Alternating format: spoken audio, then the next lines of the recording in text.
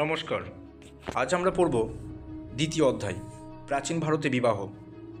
হিন্দুরা যদি দাবি করে যে তাদের মধ্যে প্রচলিত বিবাহের রীতিনীতি বৈদিক যুগ থেকে অনুসৃত হয়ে এসেছে, তথাপি কথাটা ঠিক নয়। গোত্র প্রবর স্বপিণ্ড বর্জন বিধি, যার উপর বর্তমান হিন্দুদের বিবাহ প্রথা প্রতিষ্ঠিত, তার উল্লেখ বৈদিক যুগে প্রাচীনতম গ্রন্থ ঋগ্বেদে মোটেই নেই। মনে হয় ঋগ্বেদের যুগে বিবাহ প্রতিষ্ঠিত ছিল গ্রামভিত্তিক বহির্বিবাহের নিয়মের উপর। কেননা ঋগ্বেদে বিবাহ সংক্রান্ত স্রোত থেকে পরিষ্কার বোঝা যায় যে পাত্রপাত্রী বিভিন্ন গ্রামের সহিত সংশ্লিষ্ট হতো এবং দিদিশু নামে এক শ্রেণীর মধ্যকের মাধ্যমে বিবাহের যোগাযোগ সাধিত হতো। নবপরিণীতা যে অন্য গ্রামের সহিত সংশ্লিষ্ট থাকত, তা তার বধূ আখ্যা থেকে বোঝা যায়। কেননা বধূ শব্দের উৎপত্তিগত অর্থ হচ্ছে যাকে বহন করে আনা হয়েছে। বৈদিক যুগের বিবাহ সম্বন্ধে আরও লক্ষ্য করবার বিষয় যে নবপরিণতা বিবাহ কোনো বিশেষ ব্যক্তির সঙ্গে হতো না, তার সমস্ত সহোদর ভাত্রাগণেরই সঙ্গে হতো। অন্তত আপস্তম ধর্মসূত্রের যুগ পর্যন্ত এই রীতি প্রচলন ছিল। কেননা আপস্তম ধর্মসূত্রে পরিষ্কার বলা হয়েছে যে কন্যাকে দান করা হয় কোনো এক বিশেষ ভ্রাতাকে নয়, বংশের সমস্ত ভ্রাতাকে। এই জন্য পরবর্তীকালে মনু বিধান দিয়েছিলেন যে কলিযুগ কন্যার বিবাহ যেন সমগ্র পরিবারের সঙ্গে যৌথভাবে না দেওয়া হয়। মনুর এই বিধান থেকে বোঝা যাচ্ছে যে তথাকথিত কলি পূর্ব যুগে কন্যার বিবাহ সমগ্র পরিবারের সঙ্গেই হতো। ঋগ্বেদে এবং অথর্ববেদে এমন কয়েকটি স্রোত আছে যে যা থেকে পরিষ্কার বোঝা যায় যদিও বধূকে জ্যেষ্ঠ ভ্রাতা বিবাহ করত, তাহলেও তার কনিষ্ঠ সহোদরগণের উপর তার যৌন মিলন বা রমণের অধিকার থাকত। এই দুই গ্রন্থেই স্বামীর কনিষ্ঠ ভ্রাতাকে দেব্রী বা দেবর বলা হয়েছে। এই শব্দদ্বয় থেকে তার সূচিত হয়, কেননা দেবর মানে হলো দ্বিবর, যার অর্থ হলো দ্বিতীয় বর। ঋগ্বেদে দশম মণ্ডলের এক স্রোত থেকে বোঝা যায় যে জ্যেষ্ঠ ভ্রাতার মৃত্যুর পর তার বিধবা দেবরের সঙ্গেই স্ত্রীরূপে বাস করত। সেখানে বিধবাকে বলা হচ্ছে, তুমি উঠে পড়ো, যে দেবী তোমার হাত ধরেছে তুমি তার স্ত্রী হয়ে তার সঙ্গে বসবাস করো। অথর্ববেদের এক স্রোত অনুরূপ কথা ধ্বনিত হয়েছে। ভাবির সঙ্গে দেবরের যে যৌন ঘনিষ্ঠতা থাকতো তা ঋগ্বেদে বিবাহ সম্পর্কিত স্রোত ইঙ্গিত করে। উক্ত স্রোতে দেবতাগণের নিকট প্রার্থনা করা হচ্ছে তারা যেন নববধূকে দেব্রীর প্রিয়া ও অনুরাগের পাত্রী করে তোলেন। ঋগ্বেদের দশম মণ্ডলের অপর এক স্থানেও বর্ণিত হয়েছে যে বিধবা ভাবী দেব্রীকে তার দাম্পত্য সজ্জায় নিয়ে যাচ্ছেন। একটু চিন্তা করলে বুঝতে পারা যায় যে ঋগ্বেদের যুগে ভাবির সঙ্গে দেবরের যে যৌন সম্পর্ক ছিল। কেন আর্যরা যখন এদেশে আসেন তখন তারা তাদের সঙ্গে খুব কম সংখ্যক মেয়ে ছেলে নিয়ে এসেছিলেন। তাদের মধ্যে মেয়ে ছেলের অভাব বিশেষভাবেই ছিল। এদেশে আসবার পর তারা এদেশের অধিবাসীর খুব ঘৃণা চোখে দেখতেন। রক্তের বিশুদ্ধতা রক্ষার জন্য গোড়ার দিকে তারা এদেশের অধিবাসীদের সঙ্গে কোনরূপ বিবাহ সম্পর্ক স্থাপন করেনি। পরবর্তীকালে অবশ্য তারা এদেশের মেয়ে বিয়ে করতে বাধ্য হয়েছিলেন, কিন্তু অন্তর্বর্তীকালে তাদের মধ্যে বিবাহযোগ্যা মেয়ের অভাবে তরুণ মাত্র জ্যেষ্ঠ ভ্রাতাই বিবাহ করতেন, আর অন্য ভ্রাতারা ভাবির সঙ্গে যৌন সম্পর্ক স্থাপন করতেন।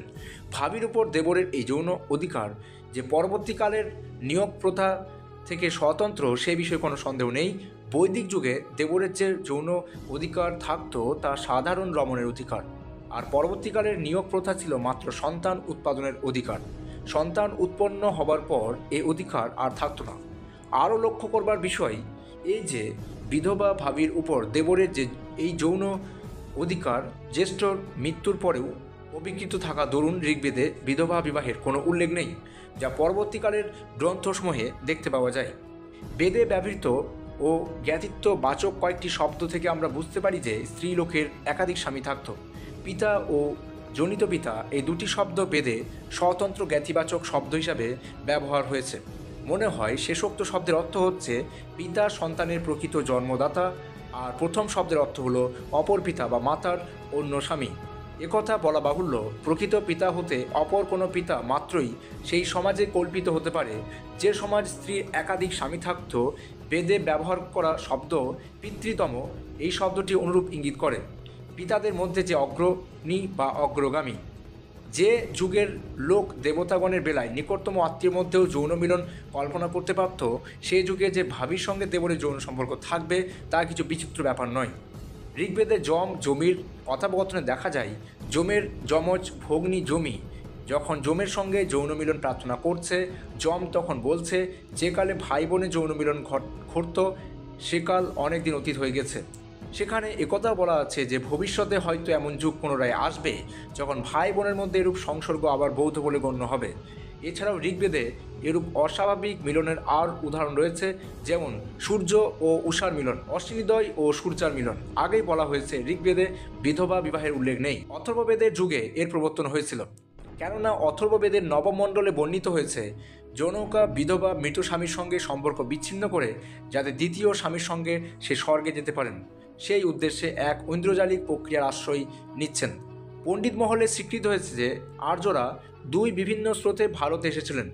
যারা পঞ্চনদে এসে বসবাস শুরু করেন, ঋগ্বেদ রচনা করেছিলেন, তারা এসেছিলেন পরে। আর যারা আগে এসেছিলেন তারা বসতি স্থাপন করেছিলেন বাংলাদেশে। লেখক প্রণীত বাঙালি নৃতাত্ত্বিক পরিচয়। মনে হয় পরবর্তীকালে আগত ঋগ্বেদের তুলনায় তারা অনেক উদার মনোভাবপূর্ণ ছিলেন, সেই কারণে তারা এদেশে অনার্যদের সঙ্গে অবাধে মেলামেশা করেছিলেন। মহাভারতীয় যুগে আমরা 4 রকম বিবাহের উল্লেখ পাই: ব্রাহ্ম, গান্ধর্ব, আসুর ও রাক্ষস। এর মধ্যে মাত্র ব্রাহ্ম বিবাহ মন্ত্র উচ্চারণ ও যজ্ঞ সম্পাদনের প্রয়োজন হতো। বাকি 3 রকম বিবাহে সবের কোনো বালাই ছিল না। আবার যাজ্ঞবল্ক্য ও মনুস্মৃতিতে আমরা 8 রকম বিবাহের উল্লেখ পাই। এই 8 রকম বিবাহ যথাক্রমে ব্রাহ্ম, দৈব, আর্য, প্রাজাপত্য, আসুর, গান্ধর্ব, রাক্ষস ও পৈশাচ। ব্রাহ্ম বিবাহ ছিল ব্রাহ্মণ্য, আচার, সম্পদ বিবাহ। এই বিবাহে মন্ত্রোচ্চারণ ও যজ্ঞ অনুষ্ঠান করে সবস্ত্রা, শালঙ্করা ও সুসজ্জিতা কন্যাকে বরের হাতে সম্প্রদান করা হতো। প্রাচীন ঋষিদের মধ্যে যে বিবাহ প্রচলিত ছিল তার নাম ছিল আর্য বিবাহ। এই বিবাহে যজ্ঞে ব্যবহৃত ঘৃত প্রস্তুতির জন্য মেয়ের বাবাকে বর এক জোড়া গোমিথুন উপহার দিত। যজ্ঞের ঋত্বিককে দক্ষিণা হিসাবে সেখানে কন্যাদান করা হতো, তাকে বলা হতো দৈব বিবাহ। তোমরা দুজন যুক্ত হয়ে ধর্মচারণ করো, এই উপদেশ দিয়ে যেখানে বরের হাতে মেয়েকে দেওয়া হতো তাকে বলা হতো প্রাজাপত্য বিবাহ। বলা বাহুল্য যে এই 4 রকম বিবাহ পদ্ধতিরই কৌলীন্য ছিল, বাকিগুলির কোনো কৌলীন্য ছিল না, কেননা সেগুলি প্রাক বৈদিক আদিবাসী সমাজ থেকে নেওয়া হয়েছিল। তার প্রমাণস্বরূপ বলা যেতে পারে যে সেগুলি আদিবাসী সমাজ এখনও প্রচলন আছে। আসল বিবাহ ছিল পয়সা দিয়ে মেয়ে কেনা, তার মানে যে বিবাহে কন্যাপণ দেওয়া হচ্ছে। এরূপ বিবাহে মেয়ের বাবাকে কিংবা তার অভিভাবককে পণ বা মূল্য দিতে হতো, আর তার মেয়েকে জোর করে কেড়ে নিয়ে বিবাহ করা হতো, তার নাম ছিল রাক্ষস বিবাহ। আর যেখানে মেয়েকে অজ্ঞান বা অচৈতন্য অবস্থায় হরণ করে এনে তার প্রবঞ্চনা অথবা ছলনা দ্বারা বিবাহ করা হতো তাকে বলা হতো পৈশাচ বিবাহ। আর নির্জনে প্রেমালাপ করে যেখানে স্বেচ্ছায় মাল্যদান করা হতো তাকে বলা হতো গান্ধর্ব বিবাহ। যদিও যাজ্ঞবল্ক্য ও মনুর এই 8 রকম বিবাহের কথা উল্লেখ করেছেন, তথাপি মহাভারতীয় যুগে উচ্চবর্ণের মধ্যে মাত্র 2 রকম বিবাহ সাধারণত অনুষ্ঠিত হতো, তা হচ্ছে ব্রাহ্ম ও গান্ধর্ব। ক্ষত্রিয়ের পক্ষে গান্ধর্ব বিবাহ ছিল প্রশস্ত। মহাভারতের নায়কদের মধ্যে অনেকেই গান্ধর্ব মতে বিবাহ করেছিলেন। গঙ্গার সঙ্গে শান্তনুর বিবাহ এরূপ নিষ্পন্ন হয়েছিল। এইভাবেই আবার নিষ্পন্ন হয়েছিল ভীমের সঙ্গে হিড়িম্বার বিবাহ, অর্জুনের সঙ্গে উলুপি ও চিত্রাঙ্গদার বিবাহ, দুষ্মন্তের সঙ্গে শকুন্তলার বিবাহ ও ইক্ষ্বাকু বংশীয় পরীক্ষিতের সঙ্গে সুশোভনার বিবাহ। তবে রাজার ঘরে মেয়েদের পক্ষে স্বয়ম্বর প্রথা বিবাহ ছিল আদর্শ। স্বয়ম্বর বিবাহ ছিল রাক্ষস বিবাহের একটি সুষ্ঠু সংস্করণ মাত্র। রাজাদের মধ্যে স্বয়ম্বর প্রথায় বিবাহ ছিল যে প্রশস্ত, তা আমরা কাশী রাজার 3 কন্যা অম্বা, অম্বিকা, অম্বালিকার স্বয়ম্বর সভায় ভীষ্মের উক্তি থেকে আমরা পরিষ্কার তা বুঝতে পারি। মহাভারতীয় যুগে বিধবা ও সধবা এই উভয় অবস্থাতেই কন্যার দ্বিতীয়বার বিবাহ সম্ভব ছিল। এরূপ কন্যাকে পুনর্ভূ বলা হতো। ঐরাবত দুহিতার স্বামী যখন গরুর কর্তৃক নিহত হন, তখন অর্জুন তাকে বিবাহ করে তার গর্ভে ইরাবণ নামে এক সন্তান উৎপাদন করেছিলেন। ব্রাহ্মণের বেশ ধারণ করে গৌতম ঋষি যখন জনক ও নাগরিকের গৃহে ভিক্ষার্থে এসেছিলেন, তখন তাকে ভিক্ষাস্বরূপ এক শূদ্র বিধবাকে দান করা হয়েছিল। গৌতম তাকে বিবাহ করে তার গর্ভে সন্তান উৎপাদন করেন। সধবার পক্ষে দ্বিতীয়বার বিবাহ প্রয়াসের দৃষ্টান্তস্বরূপ উল্লেখ করা যেতে পারে যে নলের কোনো সংবাদ না পেয়ে দময়ন্তী দ্বিতীয়বার স্বয়ম্বরা হবার চেষ্টা করেছিলেন। মহাভারতীয় যুগে বিবাহ যদিও সবর্ণে হতো, তথাপি অসবর্ণ বিবাহ দৃষ্টান্ত বিরল নয়। ব্রাহ্মণ কর্তৃক শূদ্র কন্যাকে বিবাহ করার দৃষ্টান্ত একটু আগেই দেওয়া হয়েছে, তবে উচ্চবর্ণের কন্যার সঙ্গে নিচ বর্ণের পুরুষের বিবাহ বিরূপ দৃষ্টিতে দেখা হতো। ব্রাহ্মণ কন্যার সহিত শূদ্র পুরুষদের বিবাহের ফলে যে সন্তান উৎপন্ন হয় তাকে চণ্ডাল বলা হতো। তার স্থান ছিল সমাজের সব থেকে নিচু। একমাত্র অনুলোম বিবাহ, তার মানে উচ্চবর্ণের পুরুষদের সঙ্গে নিচ বর্ণের কন্যার বিবাহ বৈধ বলে গণ্য করা হয়েছে। তার স্থান ছিল সমাজের সব থেকে নিচু, জাতির মধ্যে নিচু। একমাত্র অনুলোম বিবাহ, তার মানে উচ্চবর্ণের পুরুষদের সঙ্গে নিচ বর্ণের কন্যার বিবাহ বৈধ বলে গণ্য করা হয়েছে। বহুপতি গ্রহণের দৃষ্টান্ত মহাভারতে মাত্র একটিই আছে। পাণ্ডব ভ্রাতাদের সঙ্গে দ্রৌপদীর বিবাহ একমাত্র বহুপতি গ্রহণের দৃষ্টান্ত নয়। কালান্তরের গৌতম বংশীয়া জটিলা 7টি ঋষিকে একসঙ্গে বিবাহ করেছিলেন। আবার বাক্ষী নামে অপর এক ঋষিকন্যা একসঙ্গে 10 ভাইকে বিবাহ করেছিলেন। বৈদিক যুগে আমরা দেখেছি যে জ্যেষ্ঠ ভ্রাতা কর্তৃক বিবাহিতা বধূর উপর সকল ভ্রাতার একই সঙ্গে যৌনাধিকার থাকত। বহুপতি গ্রহণ যে একসময় ব্যাপক ছিল তা আমরা ব্যাসের এক উক্তি থেকে বুঝতে পারি। প্রাচীনকালে যৌন বাসনা চরিতার্থ করা ছাড়া বিবাহের পরম উদ্দেশ্য ছিল বংশ রক্ষার জন্য সন্তান উৎপাদন করা। হিন্দু শাস্ত্রে বলা হয়েছে পুত্রার্থে ক্রিয়াতে ভার্যা, অর্থাৎ পুত্র উৎপাদনের জন্য ভার্যা গ্রহণ করা। সেই জন্য স্ত্রী পুরুষ উভয়েরই চরম আকাঙ্ক্ষা থাকত সন্তান লাভ করা। জরৎকারুমুনি যখন বহু বৎসর তপস্যা নিযুক্ত থেকে ব্রহ্মচর্য পালন করছিলেন, তখন তার সামনে তার পূর্বপুরুষরা আবির্ভূত হয়ে তাকে সম্বোধন করে বলেছিলেন, বৎস, ব্রহ্মচর্য পরিহার করো, বিবাহ করে সন্তান উৎপাদন করো, তাতে আমাদের অশেষ মঙ্গল হবে। এই কারণে বহুপুত্র লাভই সকলের চরম আকাঙ্ক্ষা হতো।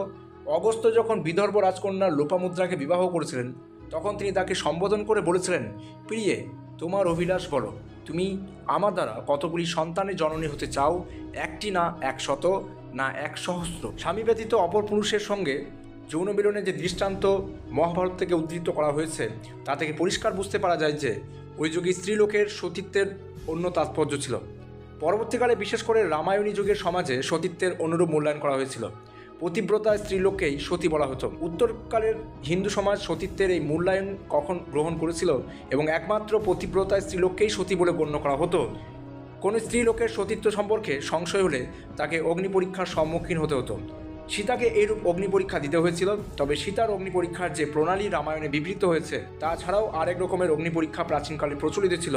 কোনো নারীর সতীত্ব সম্বন্ধে সন্দেহ হলে তাকে লাঙ্গলের অগ্নিতপ্ত লৌহ সরা লেহন করে নিজের পবিত্রতা প্রমাণ করতে হতো। জিহ্বা দগ্ধ না হলে সে নারী যে যথার্থই সতী তা প্রমাণ হয়ে যেত।